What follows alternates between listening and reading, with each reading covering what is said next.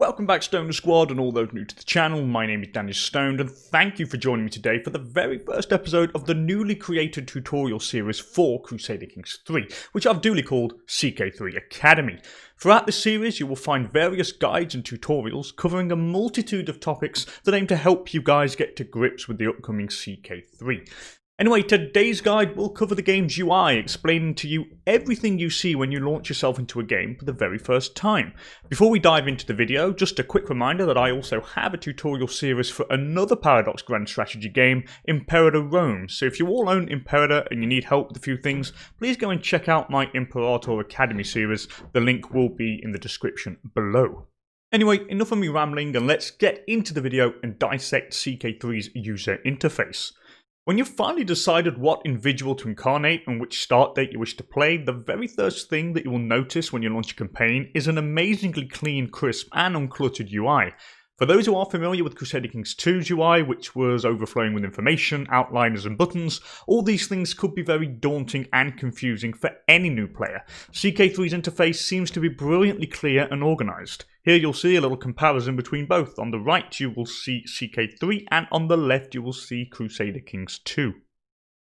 To keep this video as simple as possible, I will organise it into three parts. First, we shall look at the resource bar located at the top right hand side of the screen, as well as the notification buttons. Then we shall check out the different menus located just under the resource bar, and we shall call these tabs. And finally, we shall take a look at the character section in the bottom left hand corner of the screen, as well as the different map modes in the bottom right hand corner.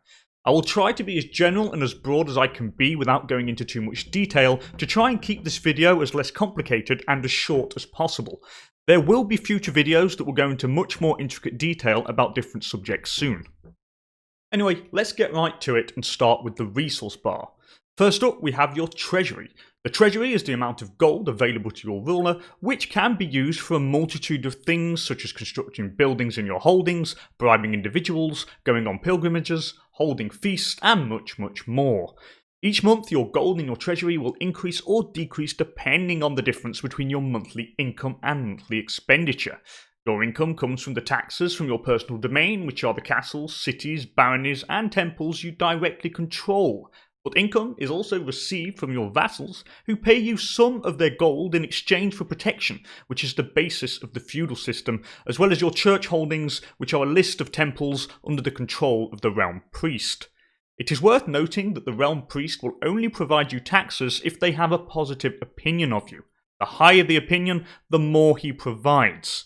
Your income can also be boosted by positive modifiers, such as traits, and they are listed if you hover your mouse cursor over the treasury. Your monthly expenditure, however, is the cost of maintaining your armies. Just remember, knights and levies only cost maintenance if they are raised. This is not the case for men-at-arms, who cost a small sum to maintain, even if not raised, but then they cost their full amount in maintenance if they are raised. But that again is a topic for another video, and it would be too long for me to describe it here. Next up, we have prestige, which represents a character's fame and social standing. You gain prestige at a monthly rate, and the increase depends on a variety of factors such as traits, the number of counties, duchies, kingdom titles you may hold, and so forth, and can be spent to enact a variety of different decisions, such as declaring war, for example, which costs prestige to do so. Prestige in CK3 is tied to a brand new mechanic called Level of Fame, which is a measure of the individual's reputation. There are currently 5 levels of fame, ranging from established all the way up to living legend, with each level unlocked when you hit a certain amount of prestige, giving you some nice bonuses along the way.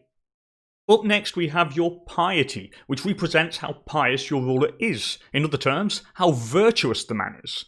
Piety is also gained at a monthly rate depending on a multitude of factors and can be spent on a variety of matters, and just like prestige, piety is now tied to a whole new mechanic, that of devotion.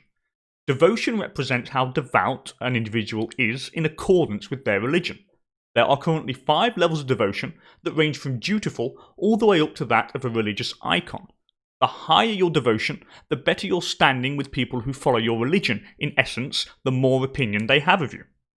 After piety, we have renown.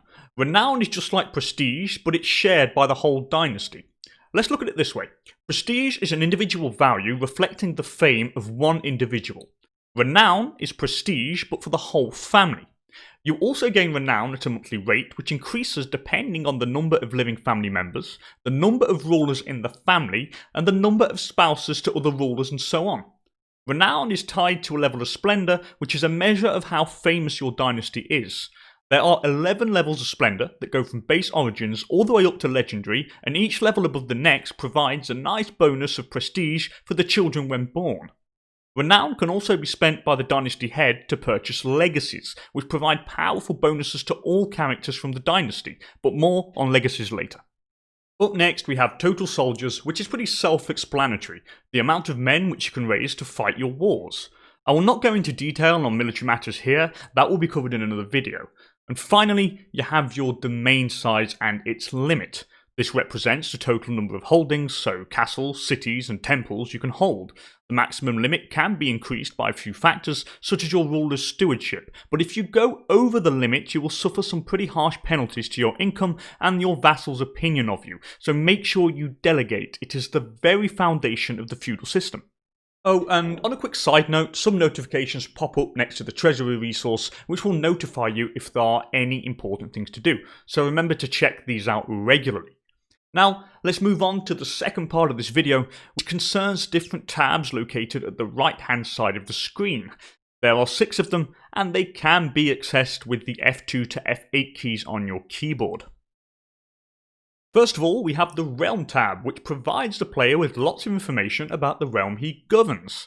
Here you can see your domain in detail, your vassals, who you can sort by vassal type by the way, and you can even modify their feudal contracts, which are the vassal's obligations to you, the liege. You can also change your crown authority, which represents the general power you have over your said vassals, as well as your succession laws, which are modifiable. Next up is the Military tab for all things related to war. Here you'll see in-depth detail of your armies, which are made up of levies, knights and men-at-arms. It is from this tab that you raise your troops, create men-at-arms regiments, hire mercenaries and holy orders. The next tab is your council, which is the board comprised of your trusty advisors who will help you run the realm. There are currently 6 councillors: the spouse, the archbishop, the chancellor, steward, marshal and spymaster, with each one helping your ruler in a specific domain. For example, the steward can help you collect taxes to increase your income. Again, I don't want to go into too much detail here, I will tackle the council in detail in another video. Under the council tab is the court tab, and this one is pretty easy. It shows you your court, which are the people that gravitate around you. The court is divided into 2 sections. First of all, your guests, which are the people in your realm who are here as a guest, and these are generally wanderers that you can recruit into your court at the cost of some gold in order to turn them into courtiers. And then you have the second part, which is the said courtiers, which of course are unlanded individuals which serve you in your court. Courtiers can serve as knights in your armies, they can also serve as councillors and even become vassals if you choose to grant them landed titles. In the court tab, you can also see your prisoners if you have any imprisoned. Up next we have the Intrigue tab, and it's here where you can keep track of your current plots as well as any discovered plots against you or any individual. These plots are called schemes, and they are divided into 2 categories. Firstly, there are hostile schemes, which are plots that intend to cause harm to a character, notably murder. And then you have personal schemes, which aims to create a link between you and another individual, such as become lovers or friends for example. Any discovered schemes will show up in the discovered schemes section under the personal schemes. The Intrigue tab also lets you see hooks and secrets. This is a new mechanic brought into CK3. Hooks are basically any dirt you hold on an individual, and you can use the said hook to make that person do your bidding. Secrets, on the other hand, are embarrassing bits of information that you hold over one's head, and you can use the said secret to blackmail money out of an individual, for example. Under the Intrigue tab is the Factions tab, which allows you to see if any group of vassals are planning any form of political action against you, such as trying to overthrow you, for example. Be sure to check this tab out regularly. And finally, we have the Decisions tab, which are all the decisions your ruler can take, such as going on a pilgrimage for instance. Once a decision is activated, it will start a sequence of events that will enact the decision. For each decision, you need to fill out some conditions to enact said decision. So just hover your mouse cursor over the little crosses located next to the decision to find out what you need to enact it. Now that we have taken a look at the different tabs, let's move on to the character at the bottom left-hand side of the screen. This is a 3D portrait of your ruler, and selecting his portrait will open up a window with a shed load of information. Here you'll see the ruler's stats, traits, spouse, titles, family, vassal, court, diplomacy, claims, and much, much more. You should take a lot of time to familiarise yourself with all this information. A lot of it is vital and can be found on this section. Now, when you start the game, on the portrait you will find 3 arrows. This opens up the Lifestyle tab. Each character you play can select a lifestyle. You can choose one of 5 different lifestyles that correspond to one of the 5 in-game character stats, so diplomacy, martial, stewardship, intrigue, and learning. The lifestyle you select means your ruler will try to perfect himself in that specific category. In each lifestyle category, you can select one of 3 focuses, each focus giving you different buffs. Over time, your ruler will gain experience in the selected category, and once you hit 1000 experience, you will be able to select a perk in any one of the 3 perk trees. For example, if I want my ruler to perfect himself in the art of military matters, I will select the martial lifestyle, obviously. In this martial lifestyle, I want my leader to focus on battles, so I shall select the strategy focus, which would give my ruler plus 3 to his martial stats. Once he gains 1000 experience represented by the bar above the perk trees, I will then be able to unlock a perk from one of the 3 perk trees, and that perk is kept up until the character's death. The experience gained for each lifestyle focus is passive and depends on the stats of the ruler. For example, the higher the martial ability of my ruler, the more experience he will gain per month in the martial lifestyle category, and thus the quicker he will unlock the perks. It is important that you know once you choose a lifestyle, you can only change the said lifestyle after 5 years have passed. Next to the 3D image of your ruler, you will notice a small bar. Now this represents your character's stress level, which basically represents the mental health of your character. So the higher the stress level, the more negative effects you will have on the individual's fertility and health. There are currently 3 stress levels, so for every 100 stress you will get, you gain a stress level. Basically, as I said, it represents the mental health and can increase and decrease depending on a multitude of events. And to finish this video, we have 3 buttons located to the right of the portrait. The first one opens up the House tab, and it's from here where you can see your house and which dynasty your house is part of. From this window, you can also see the dynasty head, as well as all the members of the dynasty. It is from this window that you spend your renown in order to buy legacies that can unlock powerful buffs for all members of the dynasty. Next to the House tab, there is the Religion tab, and here you can see all information concerning the religion that your ruler follows, such as the religion's doctrines, the current head of faith, and the location of the religion's holy sites. You can also see a set of different tenets which enables characters following this religion to do certain things. If you have enough piety, you can even create a breakaway faith. Finally, we have the Culture tab, and it is from here that you'll access all the important innovations. Innovations is basically the equivalent of technology in CK2. Depending on your culture and the era in which you find yourself, you are able to research certain innovations. These innovations are gained passively over time, and the speed at which they are gained depends on a variety of factors. It is important to know that only the culture head can choose what to research.